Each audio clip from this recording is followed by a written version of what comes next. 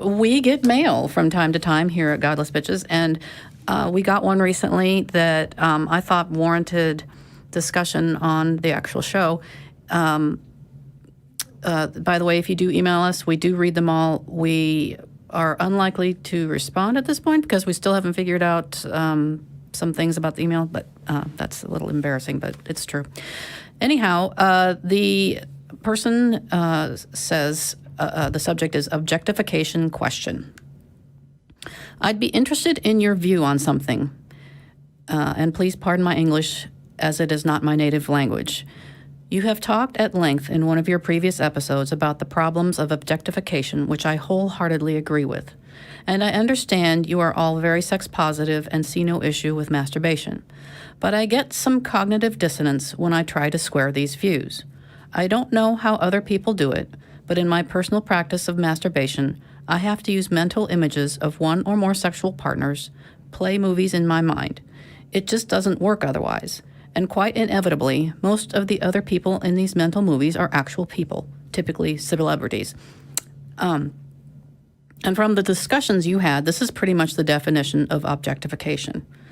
Now, if I may hypothesize that I am not the only one to operate this way, then I have a hard time squaring the positive aspect of masturbation and the negative aspect of objectification.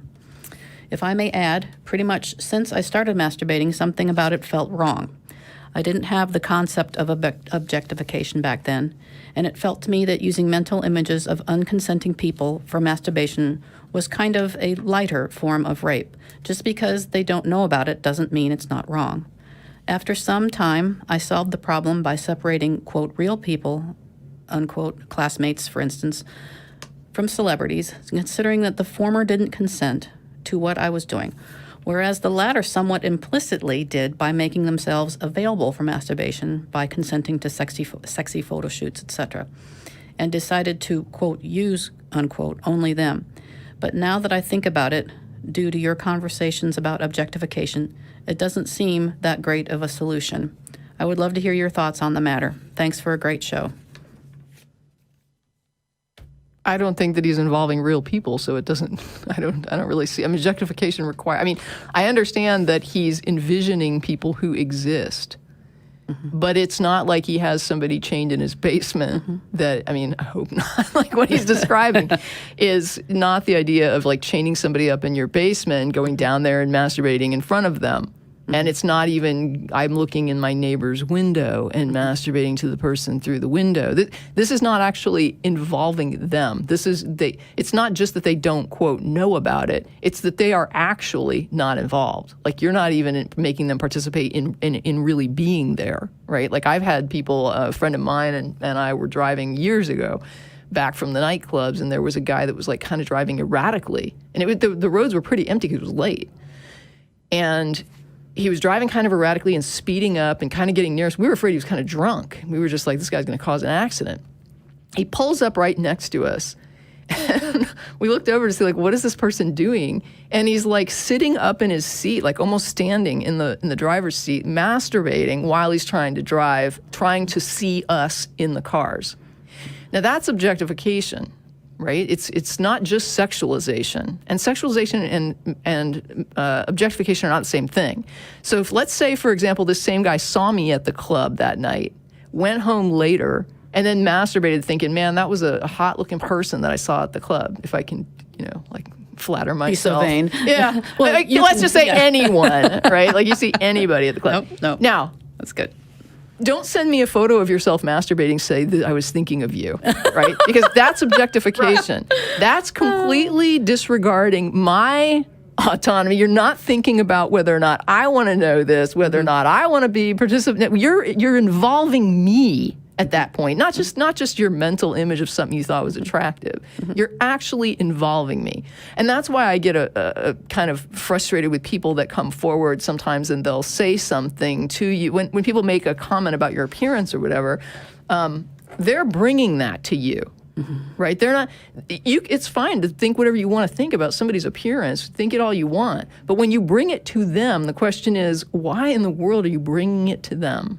Right? Be clear on why you're doing that.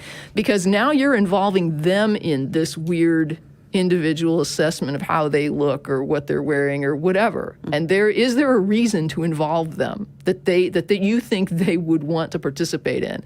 And based on your knowledge of them, not on your own assumption of, I'd love it if somebody masturbated to me. You know, it's like, maybe they wouldn't. So you have to kind of consider the person that you're dealing with. And that's where it comes down to not objectifying. You don't objectify the person if you're masturbating with a mental image in your head, but in reality, you know better than to actually go and lay this at their feet in real life. I took advantage of myself in your honor last night. Yeah. That's when you're treating the person like an object, right? Like mental images or fantasies are just that. They're fantasies. Have all the fantasies you want to have. Right. But leave the real person out of it. Unless you have some really, really solid reason to think that they honestly want to know this, which is better than I would want to know. It would be so flattering to me, right? Yeah, right. Yeah, so I think sexualizing people is not a problem, right? We sexualize people all the time, but you're not disrespecting that person. And you know that, like, if you met that celebrity that you're masturbating to in person, You're not going to say. you know to not involve them with this. And you wouldn't, and what would hold you back is your respect and regard for them as a human being and knowing that this is the real person and not the fantasy, right? The fantasy is not the person, and you're not mistreating the person in some way. You're not disrespecting their autonomy. You're not disrespecting their agency. That's when you're objectifying a person, right? And so, yeah, there's for me, there was a guy that was I went to the Hippie Hollow, right, which is like a nude beach, and there I was sunbathing, and when I first started going, I was nervous about going around where other people were. I was like, yeah, I'm going to find a secluded spot and just hang. Well, I learned pretty quickly that you don't want to find a secluded spot and just hang. You want to go where people are, because when you're secluded, and if somebody comes around, you're kind of out there by yourself. Yeeks. So I'm laying there, like, just hanging out in the sun, watching the lake, and I turn around, and there's some guy in the bushes just whacking off, watching me. And I'm like, yeah, not Lordy. okay. So I grab my stuff. I mean, he saw me see him. I pick up my crap, and I'm like, I'm out of here. And I leave. And, you know, I guess I didn't learn the lesson the first time, because I went and found another secluded spot. I do the same thing. And, man, he found me, like, in no time. And 30 minutes later, he's back there doing the same thing. So I grabbed my crap, and I went into the middle of a big open area where there were lots of people. And I said, this is where I'm like, in a weirdly ironic thing, being around a big crowd of strangers is safer than being by yourself here. So that to me, it's like, this guy didn't just look at me, say, wow, there's something I can masturbate to later, or let me excuse myself to the bathroom and go masturbate to this image. This was a person who involved me by very half-heartedly, quote, hiding in the bushes while he's whacking off, looking at me. Right, I'm involved in this, and he doesn't care. He didn't care, because when I was obviously freaked out and left to the area and went somewhere else, he followed me to pursue it and do it again, because his autonomy and his agency was all that mattered. What I thought about it and whether I wanted to participate or not did not matter, and potentially fed into his fantasy of maybe that's what helped turn him on. Right. Was knowing that he was involving a person who wasn't consenting to this. Right. I kind of half wonder, especially since he says, where did it go? He says that pretty much since I started masturbating, something about it felt wrong. And the whole idea of this letter, it feels to me like there are remnants of religion in there. Nobody's watching. Yeah, go on. Jen. Yeah, I got the same impression reading that letter. Yeah. Is that he's got some baggage that probably came from religion. Yeah. And, you know, he seems kind of conflicted about, you know, the whole practice of masturbation anyway. Yeah. So, yeah, I thought, well, that's kind of sad. Well, I think it's kind of warped his perception of what he's doing. Right.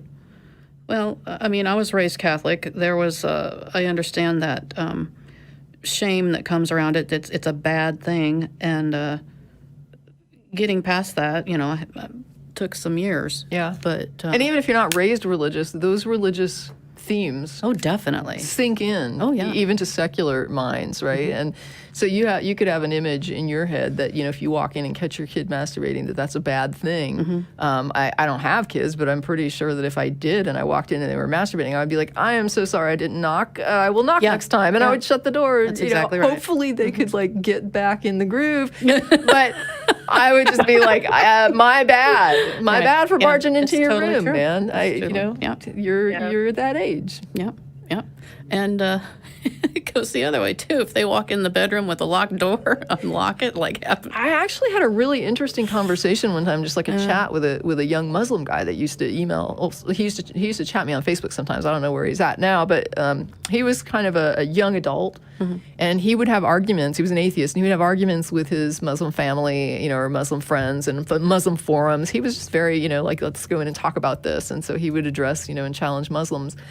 And he came to me one time and chatted, and he's just like, I ran into this problem. I didn't know what to say. He goes, this guy was chatting to me, and I was saying, well, there's nothing wrong with sexuality, and it's okay, and it's a normal human thing, and we shouldn't have all these taboos attached to it, and blah, blah, blah. And he goes, and then the guy wrote me back, and he said, so what are you going to do if you have kids one day, and then you have a 16-year-old daughter, and you catch her in her room, and she's having sex with somebody? What are you going to do? And he goes, and I didn't know what to say, because, he's like, I didn't know, how would I react to that? And I said, don't you think it's normal for a 16-year-old to want to have sex? That's a normal age where sexuality is actually becoming a thing in a pretty robust way, where people are hitting sexual maturity and starting to experiment. And, as long as she's not with her 45-year-old math teacher, it's there's, if she's with her friends, if she's experimenting, why is that a problem? Now this is a kid. This is a Muslim kid who's clearly still carrying some, issues. Man, he came back right away and said, "Wow, you are so right. Why would that be a problem?" And it was just immediately he saw that, and I loved it. I was like, "That is great that you just right away were like, yeah, why would I care? Why would that be wrong? If my kid was 16, 17 years old and experimenting with her friend, I found her having sex. Why would that be wrong? Yeah. As long as she's being careful and you've raised her with information and you feel like the kid has been responsible, then what's the problem? Yeah. And I'll tell you from my own personal experience, raised Catholic, all sorts of guilt around sex and all sorts of fucked up beliefs, and then grew up and changed those beliefs and now very happily the way I am. And I've got, at this point, 13 and a 15-year-old, watching them go from infants to being sexual beings. They are both either post-pubescent or thoroughly pubescent, depending on which one you talk about. It's been a trip, and I've had to take my brain and change how I view them. They are no longer children. Right. They are sexual beings, and they are going to be interested in things that adults are interested in, and I have to reframe them. There's nothing judgmental. Yeah. It's just you have to change how you think about it. Yeah, and you can't treat it like your parents treated it. Oh God, no! You have to look at this and say, I don't have a model, right? No, I don't have a model for what to do with this. I know what I want to accomplish, and I know what my parents did is the wrong way to go, but how do I address and open, because you don't have that experience where you had that adult that was there for you and you felt you could come and talk to. And so you don't even know, I have a friend, I have more than one friend actually. I have many friends who've raised their children in an open environment where they're just I want my kid to, one of my friends when we talked about, for example, banning books or books that were inappropriate. And I was just I don't think there is such a thing as an inappropriate book. Now, if I was taking my kids to the library every day and they were 10 years old and they started prolifically reading, serial killing books and we're super into it, we might sit down and have a talk. It might be not, the kid might grow up to be a great forensic scientist one day. You know what I mean? It's just, you have to just know what's going on with your kid. If they get into a dark space, you just want to kind of nudge it and say, well, can we talk about this? What's the motive here and what's going on? But even being that open, there are still things the kids won't tell them. Right? There are times when they discover a thing and the kid didn't talk to them. And they actually were like, I would be okay with this. And I don't know why my kid wasn't comfortable coming to talk to me, right? So that might be that you find a hidden stash of drugs, or it could be that You find some sexting on the phone, or and it's like there's all these in one case it was actually pretty severe. It was one little girl was being subjected to some sexual harassment by an older male relative, and the mom got concerned, didn't know how deep it went. Was it just harassment? Was there any assault? But she didn't find out until she got called in to a school counselor to say, hey, do you understand what's going on? And she was just like, no, I have not heard any of this. And to her, it was just like, why wouldn't my kid come talk to me about this, right? She was very grateful that there was someone her kid could go talk to. Yeah.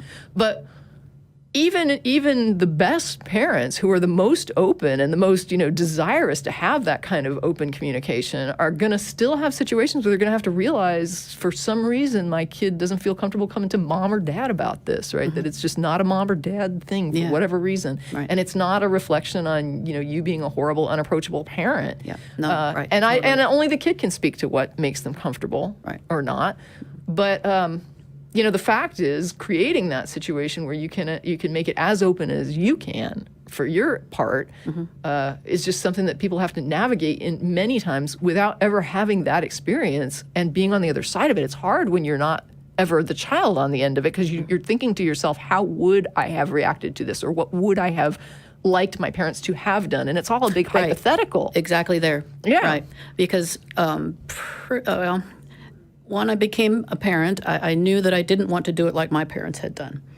But there's the thing. What do you actually want to do? Right. And you have to fill in that gap. And I've been extraordinarily fortunate in that I have friends who are parenting coaches and experts in these sorts of things. And I have gone to them more times than I can count.